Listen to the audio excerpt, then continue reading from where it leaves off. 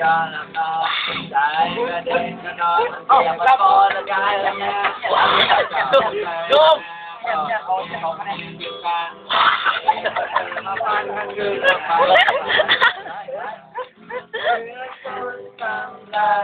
่อนลอยดูเลื่อนลอยเป็นไก่บอยเลื่อนลอยคนมาใหม่แล้วต้องสอนใจไม่ยอมระวังเหมือนดังโดนยาละบาดนอนก็นอนไม่หลับจะตายก็ทำทุกเวลายอมสัญญาต่อมาถ้าไม่คนใหม่ก็ชอบพวกน้ำก็เลยไหว3 คนไหวกัน50 ตังค์ครับไหวละหันหน้าเขาหากันบ้างแล้วอยากเห็นแล้วเขาบอกซะเม้นปากคนมีมากมือนี้คนมีมากเป็นบ่ได้เป็นหินดำเจนเลือกหูเลือกหินดำบ่แล้วก็ไปนั่นเองกินมาได้ไป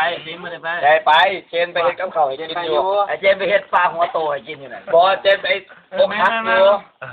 เจนไปอกหักอยู่เนาะมื้อนั้นเนาะไปเมานอนก่อนหมู่เลย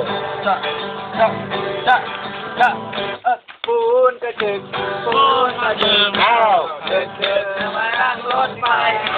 ไม่ว่าจะไปทางไหนบนรถไฟมีแต่คนขายของเลี้ยงไหมครับนี่ครับขนมปังปอนนี่